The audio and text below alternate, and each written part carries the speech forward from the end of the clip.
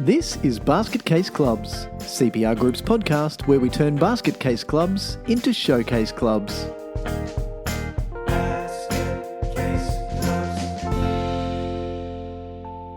Hello everyone and welcome back to Basket Case Clubs. My name is Michael Connolly and I shall be your host on this little journey as we continue our marketing expedition for how clubs should be improving their marketing. Joining me as usual is my brother and partner in Basket Casey Goodness, Steve Connolly. G'day, Steve. Woo! Hello. Gosh, I'm excited. Didn't you say something about Basket Casey Goodness last time? You go to the salad bar and they say, would you like a dash of Basket Casey Goodness on the side? They should say that. It's exactly what they should say. I think most of the customers would say, ew. Anyway, so we've been going down this journey of marketing and looking at how clubs typically don't do as good a job with marketing as they could.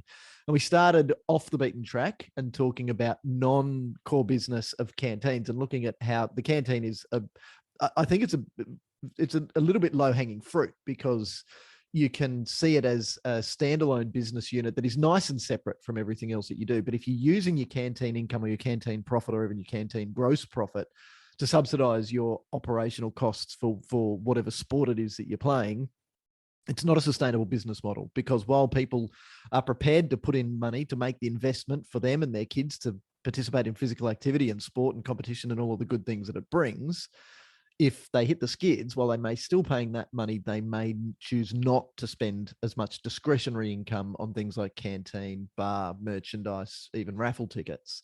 So it's really important to understand that there are different business units. Then we moved from there into talking about the core business and understanding that when you are creating marketing messages to attract new members in particular, that what you offer as a particular club or a particular sport is not for everyone. So we don't have to try and target all 250,000 people that live in our LGA.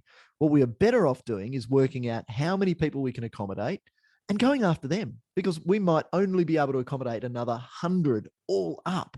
So instead of just putting the feelers out and taking a shoot from the hip type approach and just posting any old crap on social media, let's say, who do we want?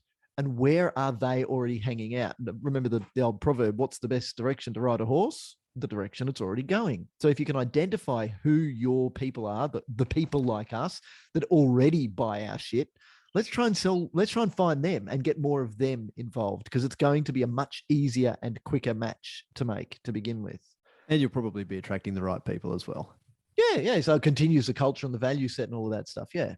So then today we're going to finish off, well, maybe finish off. I say that now, but we might come up with some other ideas. And then we say, oh, let's reopen that marketing thing. Today we're going to take a slightly different tangent again and look at sponsorship. Now, some of you might be going, sponsorship's not marketing. But that could really be part of the problem in the way that clubs typically attack sponsorship. So to give you a quick overview, the way that I see sponsorship done is generally wrong because it's not sponsorship. They call it sponsorship. Most clubs call it sponsorship, but really it's seeking benevolence and donations. Sponsorship is a business arrangement. It's an agreement between a club and some business that wants to sell some of whatever it is that they're selling, their products or their services. That's what sponsorship is. So if you look at sponsorship as a separate business unit, you can see that we're not selling sport here. We're selling advertising. So that's really our role here, is to do marketing for our sponsors. That's why it links really nicely with marketing, because everything we've talked about now has been about trying to sell our stuff, whether it's selling canteen, and you can then apply that across all of the other non-sport business units, or our sport itself. We're marketing to get new customers or sell more to our existing customers. That's exactly the same thing that we're trying to do with sponsorship, only instead of marketing our own wares, we're marketing their wares. I think a really easy way to quickly just jolt people into the mindset, that we certainly apply, is that a lot of organizations, in grouping positions, portfolios together, they'll often put sponsorship with fundraising or grants, sometimes with both. So you'll have a subcommittee that is, fundraising and sponsorship, or grants and sponsorship, or a position that takes care of those particular portfolios. And what we say is that that's thinking about sponsorship in completely the wrong way. You're thinking about it as a way for your organization to make money. Sure, it is. But first and foremost, it should be a way for your organization to market your sponsors or do marketing on their behalf, because you've got access to a whole market, that they certainly want access to as well in your membership. So grouping, for instance, a subcommittee together, or a group of people together to take care of marketing and sponsorship, or a role that takes care of that, in our opinion, makes a lot more sense, because then you've got the right people thinking about marketing for your club, and you've got the right people thinking about marketing for your sponsors. So to take that one step further, if you link marketing and sponsorship and grants rather than sponsorship and marketing, when I write a grant application, it's perfectly acceptable for me to tell you how good I am, to create a case that says, if you as a funding agency invest money in our club, that's a low risk. So that's a good thing. So it's really important that we put our weights up and piss in our own pocket as much as we can. Then it's critical that we tell you what we're going to do with the money, that we're going to spend that money on a specific project, because that's actually what's being funded. With grant funding, it's not just funding that goes to an organization for general revenue and general expenditure. It's funding that goes to that club for a specific purpose of running that project. So, when we talk about grants, we say, get the project right first. And it should ideally be a balance sheet item. It's money in which is an asset, but then there's a liability. We have to go and deliver that project. That makes perfect sense. All too often, when I see sponsorship proposals, or when I have seen sponsorship proposals from clubs, they take that approach. So they spend 50 pages saying, we're so good, we're so good, we're so good, and here's what we're going to do if you give us money. But with them, baby, with them, what's in it for me? Why would I give you money if it's not going to help me sell my shit? I actually don't care about you. But yeah, so look, that's taking a benevolent approach, and I'm a little bit tongue in cheek, and I realize that, because for a short-term investment, like if it's a one-off, we're hosting the state titles in our little town for once, and we'd like a few $100, and then we'll say your name over the PA a few times. You're not really going to get anything out of that, but it's a demonstration of as a business. It's a demonstration of our business's goodwill and social awareness, that we're trying to build social capital in our community, and we're contributing to that. So it's really just a little bit of brand building. We don't really expect to make any money out of selling stuff for that. And still, in the majority of cases, it's probably going to be people who are part of your organization that also own that business. So it's already an easy win. Yeah. But again, that's just benevolent. Somebody's putting in the money because it gives them a warm and fuzzy feeling. Again, they're not going to sell anything from it. And it's, for the short time, it typically works. So in a one-off type where you don't need to, one-off type arrangement where you don't really need to be building a long-term relationship, that's okay. But see it for what it is. See it like, you might call it sponsorship, but recognize that it ain't. That's really a donation, and it's really more benevolence than sponsorship. Where the approach that we're going to talk about today differs is that you need to see sponsorship as a completely standalone section. So that's why, as you say, Steve, grouping it together with those other portfolios that are about money and what we're going to do with the money is beginning off on the wrong foot. The right way to think about sponsorship is, we are trying to sell your stuff and you are paying us a premium for doing that. So we are a vehicle for you to get more sales. As I said, whether those sales and more sales from existing customers or new customers and then building on them, that's what we're selling. So a sponsorship proposal should have very little to do with what we're going to do with the money, because it doesn't matter. That's not what it's about. It should also be very little about us. It should all be about what you are going to benefit from. So what are the benefits that the sponsoring business is going to achieve, not what's good for us or what's the benefit for us. And that's the mark that's so often missed, isn't it? And I wonder if it's partly because we've got people who are, also writing grant applications, then writing sponsorship proposals. So they're all about what we're going to do with the money and how, even how we're going to acknowledge the money that you give us. Hold on, let's just focus on how you're going to do the job of marketing on our behalf, because that's, you should assume that that's what sponsors want. As you say, they don't care how you use the money. They're assuming that you're going to use the money for good because they obviously believe in what you believe in. Because they're having a conversation with you to begin with. Yes, but that's really common. When I see sponsorship proposals or, sponsorship programs that have been generated by an organization and then presented to prospective sponsors, it's all too often all about the organization and how good they are and what good they do with sponsorship money. Focus on the sponsor. Yep. But as you say, with them. Yep. With it, what's in it for them? With it, what's in it for the sponsor? With it. Hey, Jess, there's a good title for this episode. With it. Subscribers look there to with it. WTF. Oh, so Steve, let's get back in our little time machine. I want to take you back in time again. Do we make a noise when we go back in time? What noise does a DeLorean make? Well, yeah, not the noise that the DeLorean made. Particularly the first Back to the Future movie was not the noise a real DeLorean makes. The noise of the engine of a real DeLorean today in 2020 is typically sounds something like this.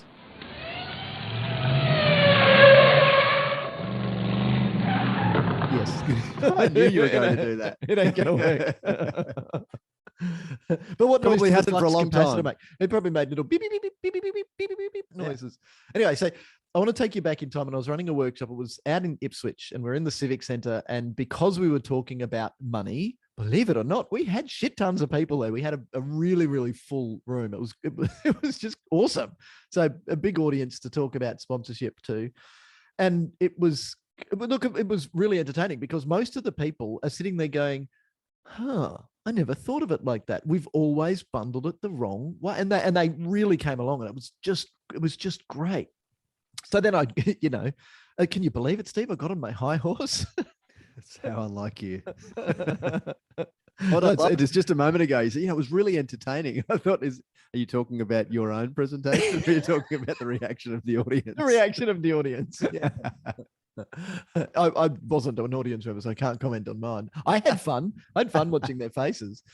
Anyway, so I'm going on about exactly what we've just talked about, how it's really important that you build a relationship with a sponsor and then sell their stuff. And I could see a lady in the front row getting more and more uncomfortable as the discussion went on. It was good. This is why it was fun and entertaining, because I could see, and I knew exactly why she was squirming. And look, I'll do it for you because you can see me. She's like crossing her legs one way and then shaking her head and tutting and then crossing her legs the other way. And she was getting really agitated and she could take it no longer. And by the time she thrust her hand in the air, the hand went up really, really fast and said, "Michael, I just need to stop you there. And I'm not going to tell you where she was from, Steve, because you do a lot of work with golf and you might actually know who this person was." It was a long time ago, and I'm not saying anything more than that. Okay. But she said, now I can see your face, and I can see, for our listeners, I can see an element of recognition in Steve's face. She thrust her hand up and said, "Michael, I really need to stop you there. So what you're saying, it's just rankling with me." Now, I don't remember if she used the word rankling, but I'll take some poetic license. Hey, we've jumped in our DeLorean, so I can do what I like.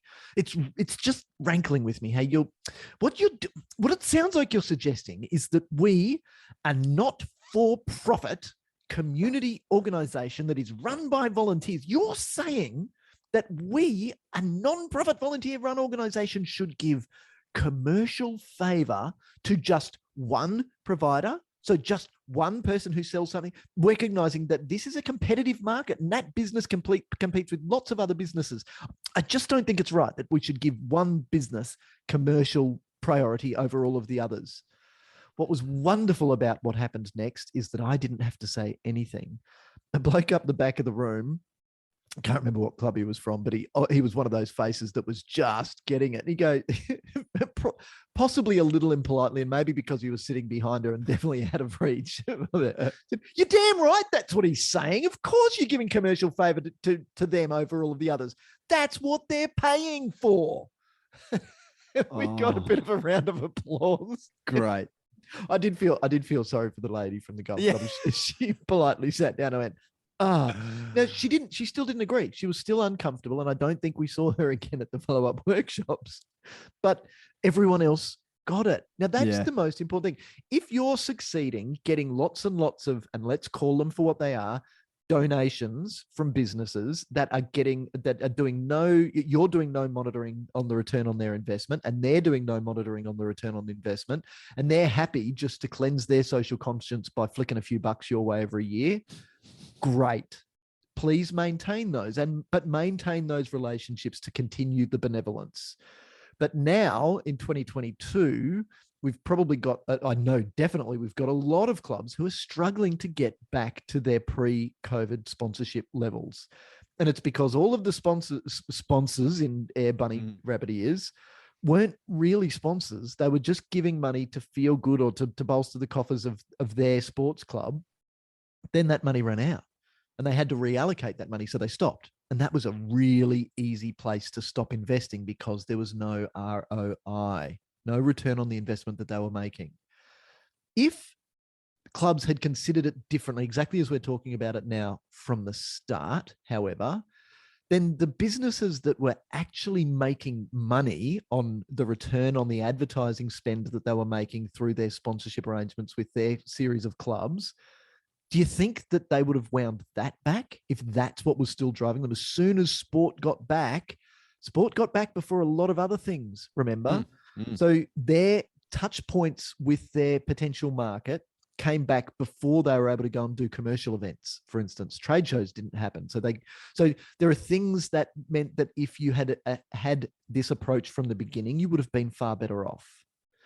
So I don't know, Steve, am I barking up the wrong tree? I know that we've talked about this in detail. We might not have gone into it in this level of detail, probably since I was back at the Civic Centre in Ipswich. Yeah, no, I think that the point that you just made about the return to activities or trade from COVID is a really good way to highlight the importance of doing sponsorship right. And the fact that you are, as an organization, actually or can be of great benefit to businesses in doing their marketing on their behalf. Yep. And yes, that I wonder if that lady who was at the workshop works in government or local government, because it's exactly the sort of mindset that we see applied is that real backside covering procurement. Oh, we can't be seen to be giving favor to any particular provider.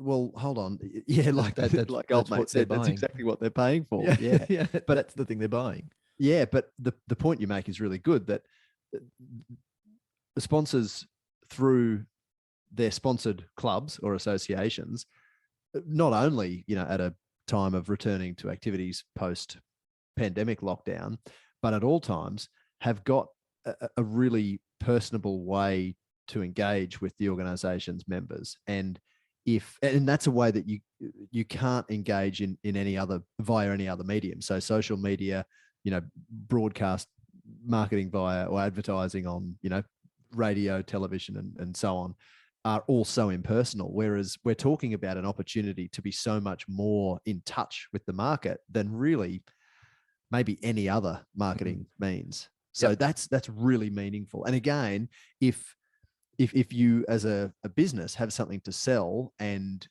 that applies, or that is of interest or is attractive to some people within a club or association, it's probably attractive to a lot of people in that particular organization. You're selling footy boots.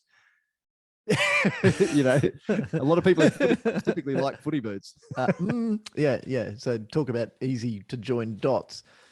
So before I walk through, and we'll take you through a little flow chart, and obviously this is flow charts are visual, so we'll let you know where you can get a copy of this. Before I walk you through that, though, I just want to, because that's actually sets out the preferred process for identifying potential sponsors and then building relationships with them. I just want to touch on kind of building on what you've just said, Steve, about that little business that sells footy boots. If you and this goes back to what we CPR Group 101, CPR Group 101, separating the governance from the operations. This is CPR Group 101. If you do you remember? I was trying to write one-on-one, and then face to face would be better. So I changed I thought I'd changed one-on-one meeting to face-to-face meeting. I'm so glad somebody proved it, because I'd left it as face on face. Let's have a face on face meeting. Seen a few of them happen on the dance floor back in the younger days. So the separation of governance and operations, CPR Group Good Club Governance 101. Mm-hmm. If you're on a committee and you're spending all of your time on game day and training day and carnival day running around like a blue ass fly in operation. So cooking barbecues, buying sausages, putting goalpost pads on, wearing even wearing a whistle around your neck. Mm-hmm. Then what's the opportunity cost? Because who's doing the G part then? Who's doing the governance part then? This is when we talk volunteering, it's about finding enough volunteers so that you can delegate enough of the tasks so that the people who should be doing governance get to do governance all the time, not just in meetings. Because even the people who are supposed to be doing governance in meetings, if they're in operations, just look at the minutes of those meetings. It's all operational. This is shit that could have been delegated and just done rather than spoken about for another half an hour at a meeting that ran from, like the bloke I told you about earlier today, Steve, who said he missed last night's session because he was in a meeting from 6 till 10. Ironically, it was a session about having better meetings and good governance. So wouldn't it have been good if Poor it was bugger. Yeah. that session instead? Yeah, invest in working on the business time. So the opportunity cost on a game day or a carnival day when you're running around doing operational things that other people could do is that you're not meeting those people who are already there, who might be scanning the horizon with maybe 1,000 people in and out of the gates through that day when you consider home and away teams from not even a big club, but and then bigger for carnivals and more significant events. And you've got people who are sitting looking at this audience saying, what we sell to people like these people around here. I wish that we could get access to these people or so that we could try and sell our stuff to them. Now, if you're doing sporting operations instead of just going and schmoozing and meeting these people, what's the opportunity for you to capitalize on that as a potential killer long-term sponsorship arrangement? Because that is what sponsorship is. Finding those people who want to sell stuff to your market and then physically connecting the dots, saying, hey, here is let's just take a fairly easy sort of example, because I know this happens with some of the community banks that do loan arrangements with sports clubs. If a new loan, if we as the bank write a new loan and that is a referred customer from you, the club, then that's a win-win-win, because obviously the customer's only going to switch from their current loan if we can offer them a better overall result, so that they're getting value from it. We do well because we're the bank and then we make all of the money from that loan. The club then does well because they get a kickback, sometimes as a percentage of the value of the loan.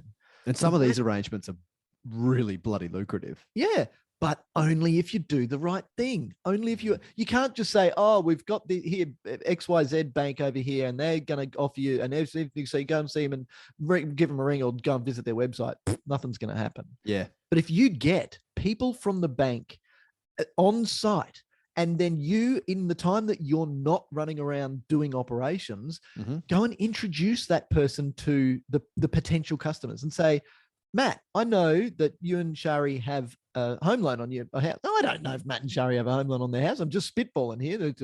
Of course we do, Michael. This is Australia and we're living the dream. Well, if you'd connect up with XYZ Bank here, and here's a couple of people from the bank, they're lovely people. If they can do you a better deal, would you consider shifting? But before you answer, just so you know, you'll only shift if you do better. Obviously, that's good for the bank, and it's so good for the bank that they give us, the club, a kickback. And if that happens, then you benefit again, because then we get more products, better services, better equipment, better facilities, better people, all of which you'll benefit from, you and your kids will benefit from. What do you reckon? Oh, I'll at least have a discussion. Boom, sales talk now happening. Hand it over. Talk about warm leads, and that's how you make money out of it. Actually do that work. What I love about this type of arrangement is that it drives the right behavior on the part of the club. So you really need, you can't do the token announcement over the PA or putting the sign up here. Some of that stuff, all of that stuff is great, but it needs but to nothing be sells. None of it sells anything. Put the biggest sign you like. Easy to ignore. Somebody's shirt. No, it doesn't mean anything. Like, have you ever bought a cup of coffee from a particular coffee selling establishment because you saw it on a football player's jersey? The only reason I'm hesitating is that perhaps subliminally. Yes. Now, talk about a billboard. I've driven past plenty of billboards and instantly become hungry or thirsty for coffee. Yeah. Yeah, but yeah. So it's not that. Okay, it creates some brand awareness and it's a Yep. demonstration of the relationship, but you actually need to go and live that sponsorship arrangement. Of course you do. And if you do this, what's really important to understand is this is how you make money. Mm. It's good for everyone. It's good Yep. for you. You make money, and it's good for the sponsor. And then when we get to the end of our little diagram, and it says, "Well, do we continue with this arrangement?" The sponsor's coming to you saying, "Can we re-sign up, please? Can we do this again?" We yeah. Anyway, but you got to just change gears in your head and stop seeing sponsorship as just benevolence. So before we jump out of the DeLorean and go into our flowchart, I'll just remind you of another story that I know that I've told you when I was with a cricket It's okay. club. I've probably forgotten it. You are a boy. Yeah, I'll give you that. I was with a cricket club at the beginning of the year, and the president turned to the treasurers. They were just doing some old correspondence or typical beginning of season stuff. Mm. And he said, "Have you got that $3,000 from the bank yet?" Like, this is, suffice it to say, that bank stopped giving them $3,000 a year because they got nothing for it. This club did nothing except reduce the fees for the players who ended up not paying anyway. Oh, it should have been the cream that meant that they didn't, that this club was still thriving and that they didn't have to sell their wicket roller that they got through a grant just to stay solvent. Shit. So you can see if you get this stuff wrong, it makes life difficult. And when you don't treat a sponsor as a privilege every time, and you just treat it as a right, it's our right to go and collect our $3,000 from, just with complete disrespect. Of course they're going to pull the pin on it. You're going to be the first off the bus when they have to start tightening the purse strings. The other often seen oversight is this, the really faded signs around the field fence. And I'll often ask, so how long has that business been sponsoring your organization? Oh, well, I don't think we've got money off them for a few years now. Yet the sign's still up. Yeah. So it's an oversight in the other end of the very spectrum. 90s shoulder pads in the jacket of the people on the sign. Yeah, that's right. Yeah. So it is important also for your own public image as an organization to be keeping up to date with that stuff and not, giving past sponsors a free ride or going and knocking on the door and saying, "Hey, guess what? We've kept your sign up for the last 5 years. And, I've just taken over as a new committee member and we've identified that we haven't." Here's an invoice for $15,000. Yeah, no, I'm not going there. I'm not going there. Rather, this is a great opportunity to reconnect with them and say, "Look, we want to update that sign because it looks old and shitty. How about we enter into a new partnership?" Yeah, what can we do to connect you with all of the people that can buy your stuff at our club? Yep. So let's jump into this sponsorship flowchart now. It goes through understanding our product, understanding our sponsors' needs, then identifying our potential sponsors, then trying to sell to our potential sponsors, and then to let you know what I think is the most important thing right up front, servicing all of our sponsorship arrangements. So when we're identifying the product here, we're not talking about our sport. We are talking about the advertising products that we have on offer. What is this package that we can create? Sure, it's going to be some click-throughs on our website. So here are our logos. And by the way, just as an aside, in case we forget to come back to this as a takeaway at the end, if you have a sponsors page as like the 4th or 5th tab along the top of your website, how many people do you think go there? How many people do you think give a shit enough to go and look at your sponsors on some hidden page buried deep in your website? Yeah, it's a nice round number. It looks like a donut. What you should be doing is celebrating your sponsors first. These are the people who are paying for it, and it's another opportunity for them to sell more things. Remember, if they sell more things, that you will get their business again next year. Just talk to a marketing company or an advertising company about this. This is how this stuff works. So what is it? Just quickly, a really good idea that I came across with one of the big rugby clubs that we've worked with in the past, who forbid their coaches and managers from sharing the match schedule, the game day match schedule with their team, with the players or parents in their team.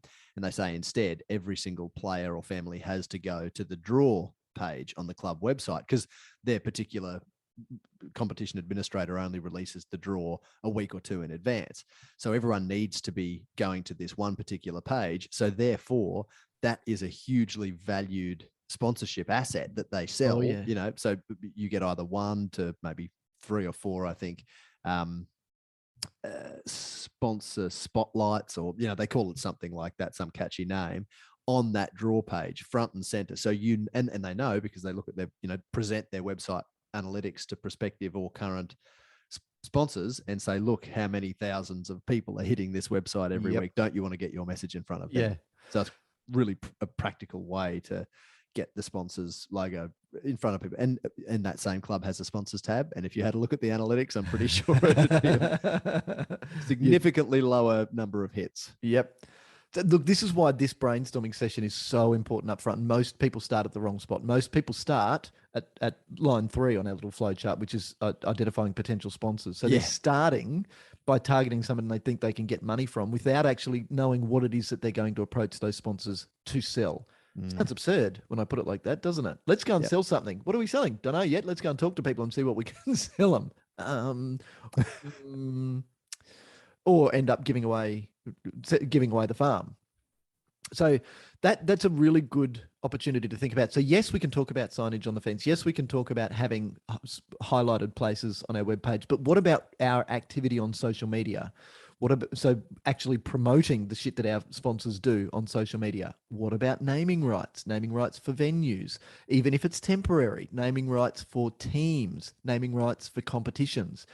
There are so many things. And you know what? None of this is new. How far do you have to go before you start to think about what's possible? They sell different. The halftime advertising is sold to a different sponsor than the first half and the second half of a match for the shit we see on TV. What we see when we watch something like the State of Origin can we apply at our tiny little club? Because anything's possible. Look, there are some really clever things you can do to even attract those mum and dad type business sponsors, where we can package up activities and sell it to businesses because then those businesses become our sponsors. Look, the sky is the limit when you think about it. And this is an amazingly rewarding part of what you do, because it means by the time you get to the bit that everyone fears, actually going and having a discussion with a potential sponsor, you've got value. You've got confidence in having the discussion because you know the value that you're going to bring. So once you've worked out what you've got, and you can create some packages, sure, but please do me a favor and avoid the really worn out gold, silver, bronze packages, because every package should be bespoke. Every package should be developed based on what a particular business needs. So yes, you can work out what you've got, but then you can also start to work out, well, what is this worth? What would the return, if somebody gave us money for this and this worked, and we do everything we're talking about, and remember the action. You got to stop doing the stuff that other people can do. And because you are a leader, you've got to be a leader and benefit your sponsors as well. So on game day, on training day, how can we be actively going and selling this stuff? Because that's then going to make more money. If we're making more money, then that puts more money in the coffers. And remember that the sponsor doesn't care about how we spend the money. They only care about them making more money. So then we can be in the self-limiting factor of not-for-profitness means that we as individuals will never benefit from it. So it's always going to go back into better services, better people, better facilities, better equipment. And then everything rises. The whole atmosphere of our club rises because we've got more money. So then you've got to work out how much is it worth. But then the next step says, no, really, do that step again. So how much is it worth? And then the next step is no, really, ... Go back and really consider it, because it's easy to overcook it. It's easy to say, I'm going to put a sign on the front of my shirt, and that sign on the front is worth $10,000 a season. Is it really?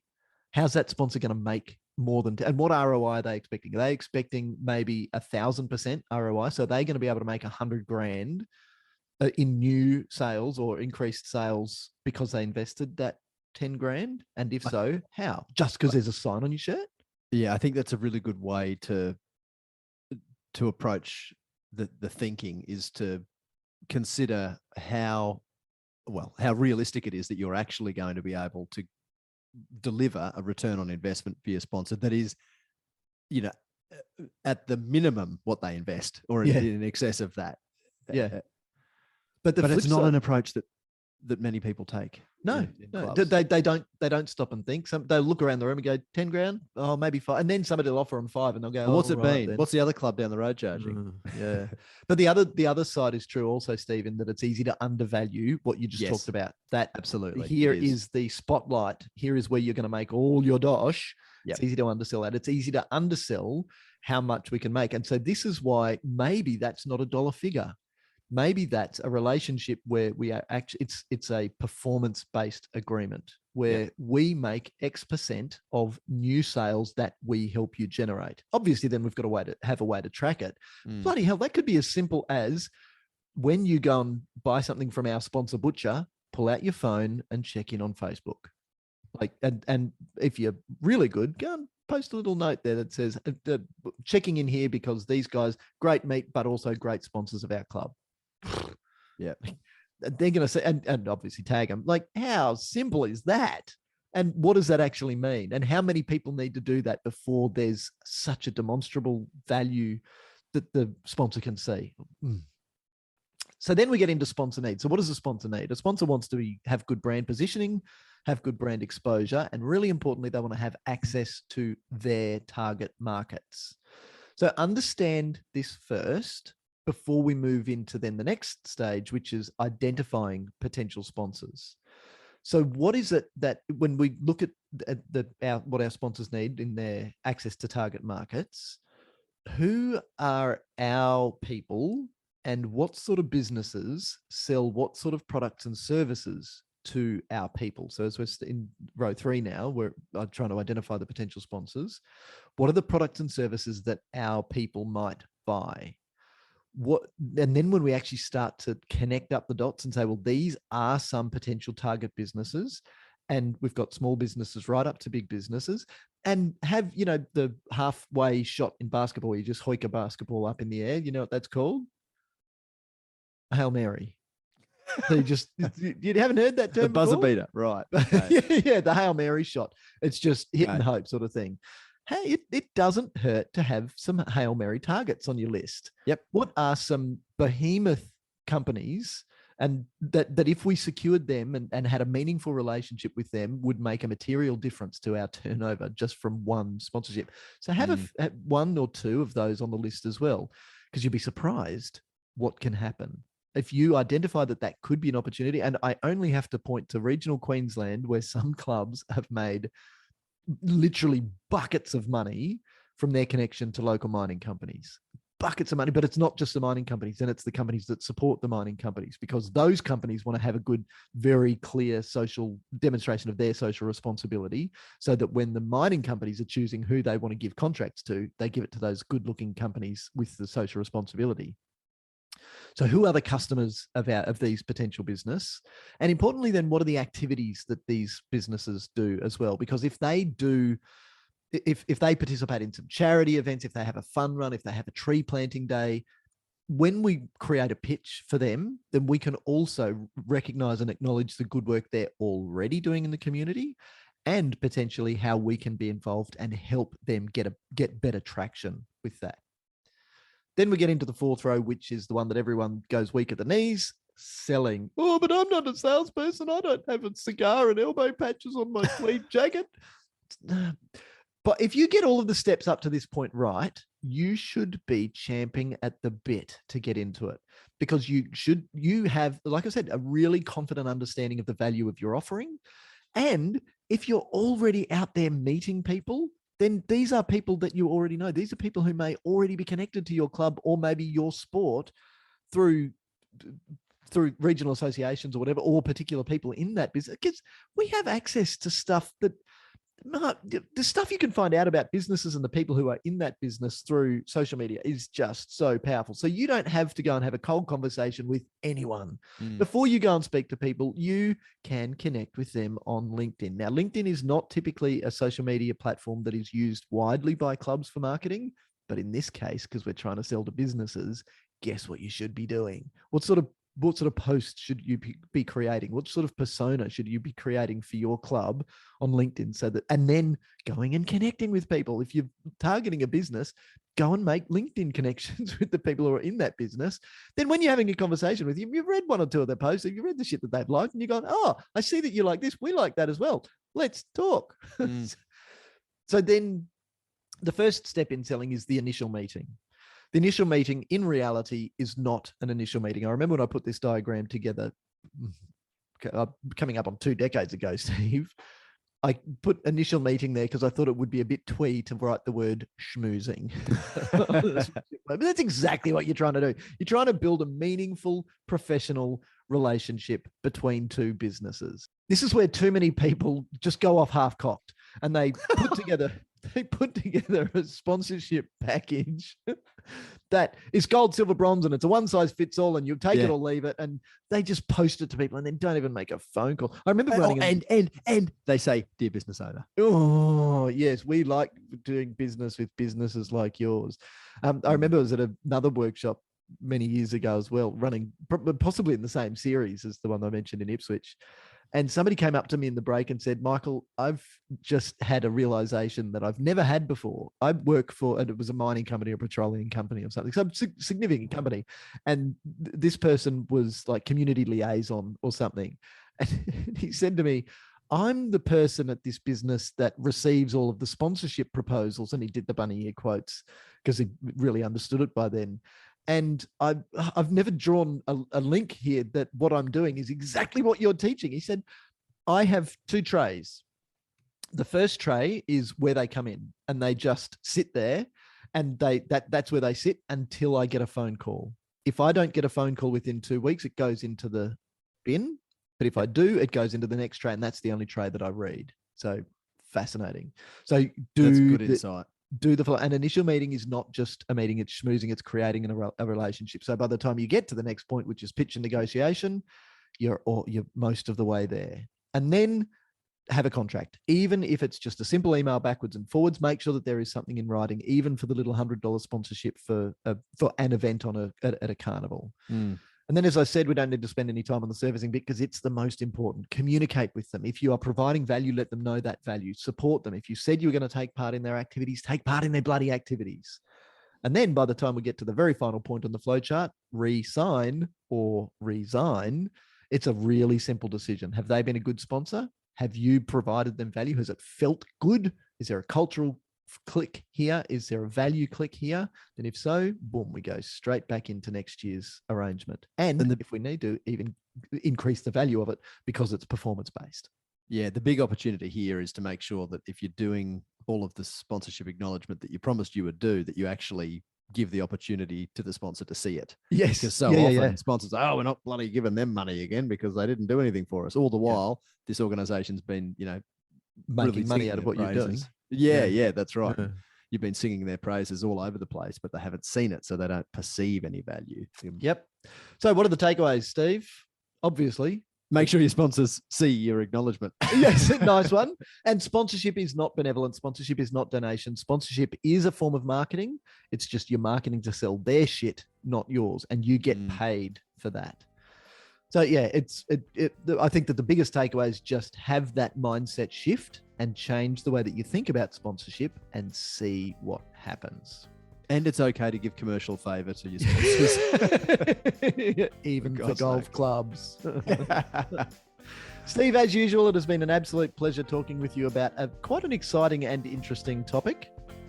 Likewise. And look, maybe we'll come back to talk about sponsorship and marketing again. Oh, very Carry good on chance. This series. Very good chance. So, of course, make sure you're connected with us on social media and on our website. And as I promised, if you'd like a copy of our little sponsorship guide, I suggest that the easiest way is to click contact on our website, or you can shoot an email to info@cprgroup.com.au. Thanks again, Steve. I look forward to chatting with you about Basket Casey clubs again soon. To talk more Basket Casey goodness. Thanks, Nick. Bye. See ya.